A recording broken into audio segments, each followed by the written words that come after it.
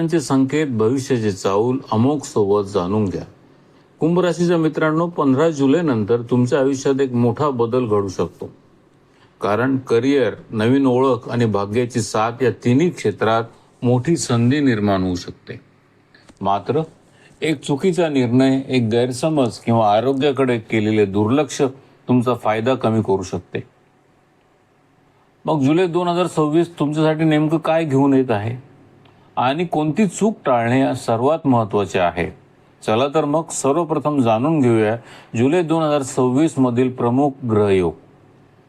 4 जुलै रोजी शुक्र सिंह राशीत प्रवेश करतात. 7 जुलै रोजी बुध मिथुन राशीत वक्री होतील. 15 जुलै रोजी सूर्य कर्क राशीत प्रवेश करतील.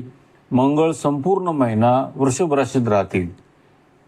उच्च राशीतील देवगुरु बृहस्पती संपूर्ण महिना कर्क राशीत राहतील. 13 जुलै रोजी बुध पुन्हा मार्गी होतील. 26 जुलै रोजी शनी मीन राशीत वक्री होतील. राहू कुंभ राशीत आणि केतू सिंह राशीत राहतील. मित्रांनो, ही ग्रहस्थिती व्यक्तिमत्व, करिअर, धन आणि नातेसंबंधावर मोठा प्रभाव टाकणार आहे. आता पाहूया या ग्रहयोगाचा तुमच्या जीवनावर नेमका काय परिणाम होणार आहे. सुरुवात करूया करिअर आणि नोकरीपासून. करिअरच्या दृष्टिकोनातून हा महिना अत्यंत महत्त्वाचा ठरू शकतो. विशेषतः 15 जुलै नंतर वरिष्ठ अधिकारी तुमच्या कामाची दखल घेऊ शकतात. प्रमोशन, नवीन जबाबदारी किंवा नोकरीतील बदल यासाठी हा काळ अनुकूल राहू शकतो. स्पर्धकांवर मात करण्याची संधी मिळू शकते. रखडलेली कामे पुन्हा वेग घेऊ शकतात.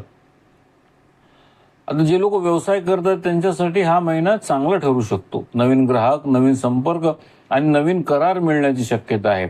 विशेषतः ऑनलाईन व्यवसाय, तांत्रिक क्षेत्र, कन्सल्टन्सी आणि डिजिटल क्षेत्रामध्ये विशेष लाभ मिळू शकतो.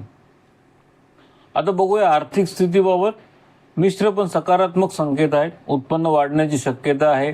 जुन्या गुंतवणुकीतून लाभ मिळू शकतो. मात्र खर्चांवर नियंत्रण ठेवा आणि मोठे आर्थिक निर्णय विचारपूर्वक घ्या. आता बघूया घर, कुटुंब आणि मानसन्मान. कुटुंबात संयम ठेवा. विशेषतः आईच्या आरोग्याकडे लक्ष द्या. घरातील वातावरण सामान्य राहू शकते. समाजात तुमची ओळख आणि प्रतिष्ठा वाढू शकते. आता बघूया प्रेमसंबंध. 7 जुलै नंतर प्रेमसंबंधामध्ये सकारात्मक बदल दिसू शकतात. नवीन नात्याची सुरुवात होऊ शकते. मात्र घाईघाईत निर्णय घेऊ नका. आता बघूया मॅरेज लाईफ. मॅरेज लाईफमध्ये गैरसमज टाळा. जोडीदाराशी स्पष्ट संवाद ठेवा. विश्वास कायम ठेवा. छोट्या गोष्टींना मोठं रूप देऊ नका.